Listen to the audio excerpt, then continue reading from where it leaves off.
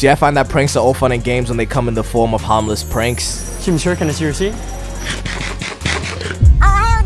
But on the other side of that spectrum, we have Prankless Harms. No, everything If you're unsure what this video I'm showing you right now is, this is the killing my best friend prank. I say prank, but take a look at this dude. Now let's see what the supervillain that orchestrated this has to say. Let's see how he reacts to his best friend of 5 years being killed in front of him. I'ma say he took this one like a champ, really. Light work, no reaction. See, the problem with prank content is that it's stuck in this never-ending competition, you know, to do something new or to top the last prank that the people have seen. Now, don't mistake me for somebody that I am not. I have a love in my heart for prank content. It's damn near all I was watching as a kid. Right now I'm on my intellectual arc, so let me share some wisdom with you. People find pranks funny because they play on surprise and incongruity, breaking expectations in harmless ways that trigger laughter. Key word there, harmless. And also humans at our core, we're deadass just evil, okay? We like to laugh at other people's misfortunes. And over time, pranks have done nothing but evolve, I think in mostly good ways. But even a lot of the pranks back then were kinda OD. Y'all remember this guy with the pansexual mother of 3 haircut? Yeah, this 2017 tall fishman having cut ass nigga. This is Prank Invasion. Yeah, he's best known for his, kissing prank. What up, Invaders? Chris here. Alright, so today we're here at Venice Beach, and we're gonna be kissing girls right in front of their boyfriends. Okay. Just one question for you, gang. How is this a prank? I'm just struggling to see how, you know, going up to a stranger and kissing them falls under that classification. Just sounds a little sus to me. I guess it was working for him because he was pulling hella views and he was just, you know, rinsing and repeating this with just different versions. I think we lost this nigga at the sister edition, though. I'm gonna try to kiss my sister. Anywho, I think at least most pranksters stopped faking their pranks after it became like a whole scandal. Personally, I didn't even find it deep, as long as I couldn't tell or it wasn't extremely obvious. Something that just never did it for me was all those channels that would prank their significant other like over and over again. Roman Atwood. You can only kill your kid so many times before I start believing your girlfriend's reaction. I blew up my kid is a classic prank though, I'll give it to you. But there was this other channel, Prank vs. Prank, and their whole thing was just boyfriend and girlfriend pranking each other over and over again. They did like 6 or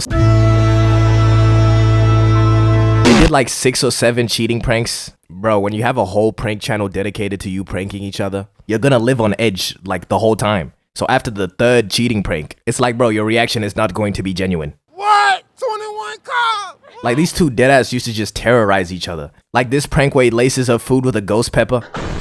I think we need to realize just because a camera's on doesn't make something a prank. If you are genuinely just causing somebody harm, that is not a prank. And there was these 2 kids that decided to do a robbery prank. Oh, how did they go about this prank? Did they use like bananas instead of guns? No, these niggas used real knives. And this went as bad as possible. One kid was shot dead on the spot. Rest in peace though, for real. But broski though, you play stupid games, you win stupid prizes. But you know what prank I really mess with? The screaming prank. This was revolutionary. This is what pranking needs. Because modern day pranking right now is just a whole lot of rage bait.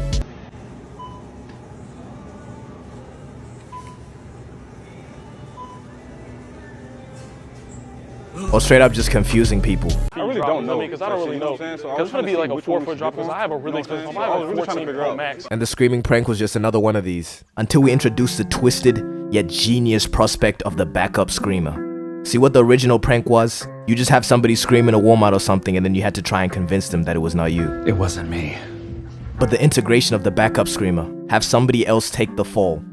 Genius, simply just genius.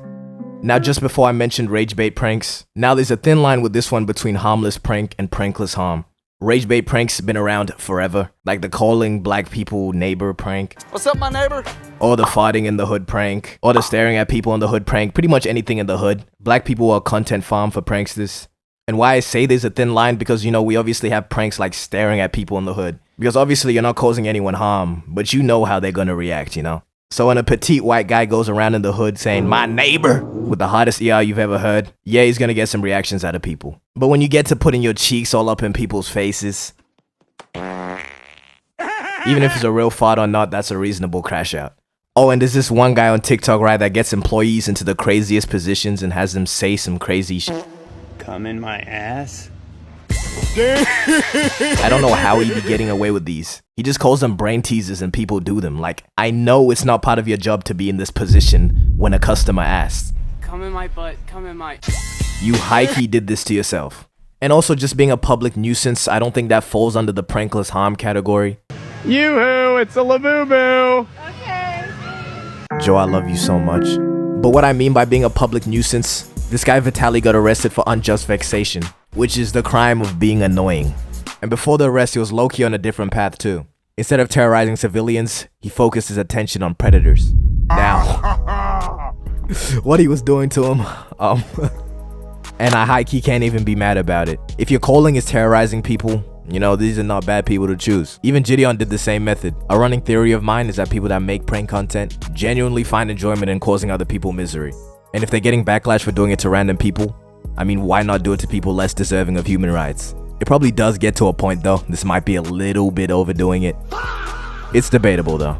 But then there's this other kid, Heston James, you've probably heard of him, who's facing 9 years in prison. They have this nigga on 13 charges because of some YouTube pranks. And what's funny is under a Fox News video reporting on this, there's like a bunch of middle-aged people just flaming this nigga. Diggler Duck said, influencer is just a euphemism for malignant narcissist. What does that even mean? First thing, dumbass, he's not an influencer, so fuck, everything you just said doesn't mean shit. This guy Arthur said, ban TikTok, arrest these clowns, make them pay restitutions to the companies they've affected. Bitch, shut the fuck up. Side boo you, bitch. What do they think happens after a teenager pretends to be a mechanic at a shop? The whole business just goes into ruins? Maybe 10 minutes of their time was taken up. That's being generous too. And I'm not saying it doesn't affect these people at all, obviously. This shit is probably annoying as hell. I'm just saying it's not that serious, okay? Multiple criminal charges over this.